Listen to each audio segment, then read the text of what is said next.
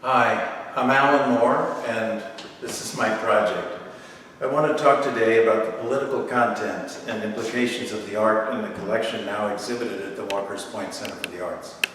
This is a collection of my family in Milwaukee. My mother, the late Joan W. Moore, was Distinguished Professor of Sociology at UWM, a founder of the Urban Studies program there. I collected most of this art in New York City, where I worked as a critic, video artist, and organizer with the Collab artist group, ABC No Rio Cultural Center on the Lower East Side. Most of the artwork comes from the years 1970s to 2000, with a group of later works from political artists in the 90s and through the 2010s.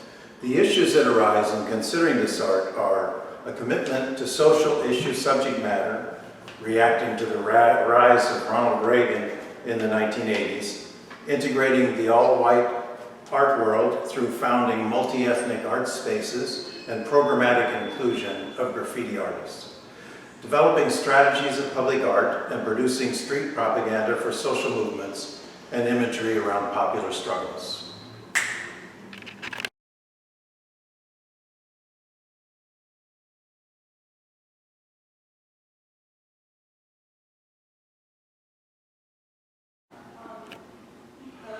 The political trajectory of the work in this show kind of starts here with the Artists Meeting for Cultural Change 1977, a group of artists in New York who were meeting to discuss all sorts of political issues. They produced an anti-catalog for the bicentennial, 76, it was a year late, of the Rockefeller collection, which was exhibited at the Whitney Museum, which contained all white artists and one woman. So their intention was to try to pressure the institutions to include artists of color and women, a very kind of basic demand in the 1970s. Our organization, Collab, came along after the Artists Meeting for Cultural Change meetings. And we kind of continued some of the same imperatives, but we didn't do it from a political point of view, programmatically, like making Marxist statements as they did in the artists meeting groups. We did it by organizing exhibitions, and each individual artist was working with their own idea of political content. One of the kind of basic things that the artists did, again, it was an almost entirely white artist group, Collab, which formed in 1978, was to start working with artists, musicians, dancers of color, people of color, and people in the neighborhood.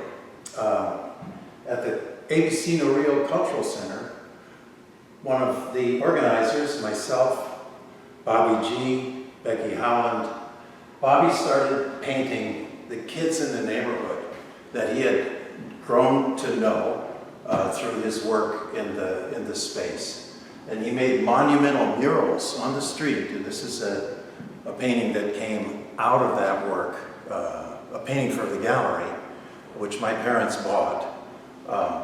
And this is one of his very first paintings. It was based on video work that he did. Throughout the Collab group, there was a constant intermix of artists working in video, musicians at first, and eventually painters, photographers, printmakers. One of the big kind of breakthroughs of the Collab group was in 1980 at the Times Square show. And a number of these works by Colleen Fitzgibbon, Welcome to the 80s, this kind of punk iconography of doom and death and privation was really all over that show. And it was considered to be kind of a watershed in New York art history, kind of breaking the spell of minimal art, abstract art, the kind of highfalutin gallery work that had been dominant in the 1970s. Our center, ABC No Rio, began with an occupation in in January 1st, 1980. And we got a lot of attention, primarily because Joseph Beuys, who was a famous German artist with his ideas of social sculpture and direct democracy, showed up at our press conference on the street. So we got a lot of publicity, and as a result, the city of New York gave us a storefront to use, which continues to be in use today. Another very important space, it was kind of a sister space of Avicino Rio, was Fashion Moda in the Bronx. And the kind of major piece in this show is a collaboration between John Ahern, Rigoberto Torres, and John Matos, aka Crash. And here John is making the first letter of his tag. He was a graffiti artist who made a transition to being a gallery artist.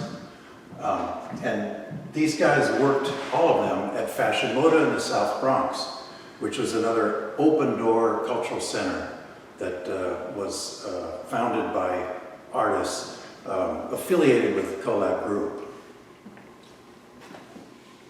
There are other kind of instances. I didn't collect, my parents weren't that interested in graffiti art, but this is a work by Lonnie Wood, aka Phase 2, who produced a graffiti newspaper together with David Schmidlap. So he was essentially an abstract artist, as were many of them. One of the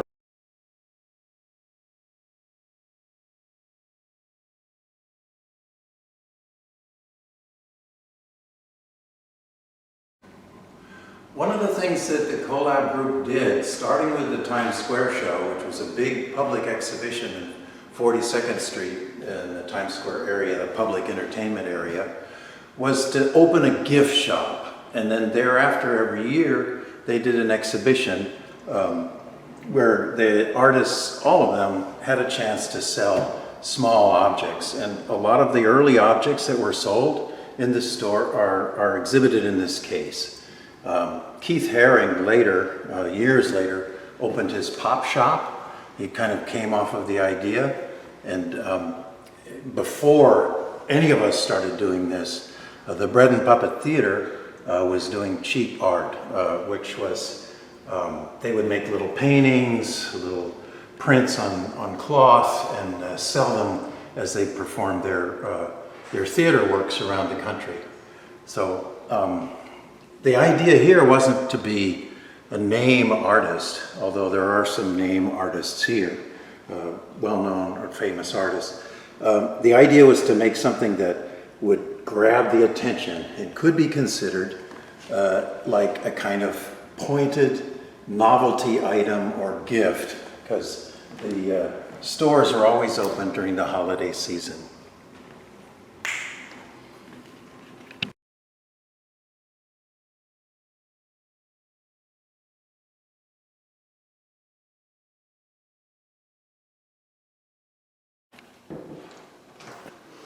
The Times Square show was a big public exhibition. Thereafter, the Collab Group wanted to do more big public exhibitions. So in 1983, 3 years later, they organized an exhibition in Washington, D.C. at the Ritz Hotel. And this included pretty much art. Becky Howland's poster has political theme involving pollution because the Reagan administration was rescinding controls, of course, on just exactly what Trump did on industry pollution.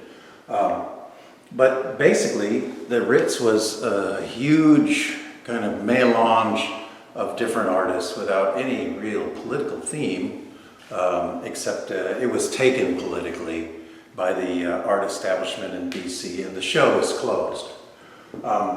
But essentially, why there was political and social issue impulses in the Collab Group and in Fashion Moda, and so basically these were artists, and a lot of them continued to be, most of them, involved in issues of art, painting, abstraction, and so it's a number of works, including by the director of the Fashion Motor South Bronx Art Space, Stefan Heinz, and other artists who just made lovely things, tried to make lovely things.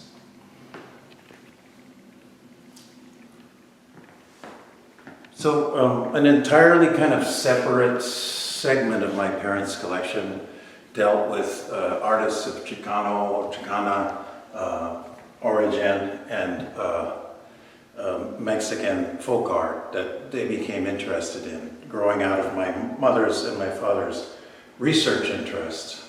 A poster for Oscar Acosta, a famous Chicano lawyer, activist, when he ran for sheriff against a racist LA County sheriff, and other kind of images around issues and realities of life, primarily in the Southwest of the United States.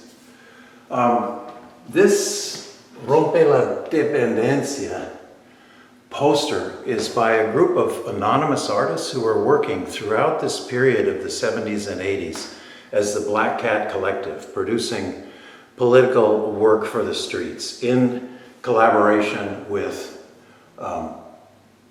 movements, activists who wanted their help expressing their message.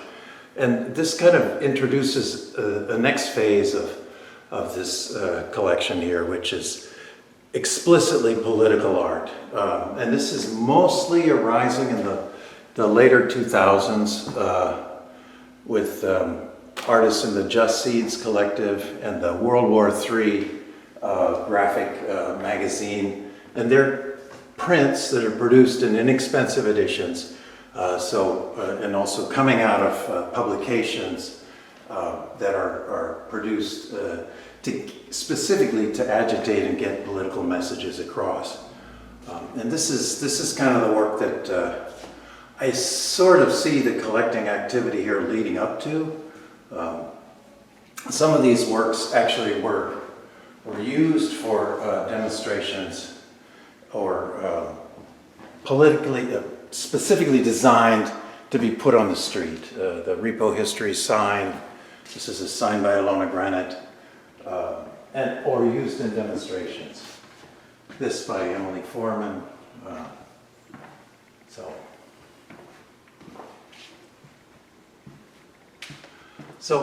it's, in a sense, the public mission of Collab, ABC No Rio, Fashion Moda had kind of outcomes in popularizing an activism, a creative activism beyond the basic concern with artists' issues, which so much of the earlier activism was involved with.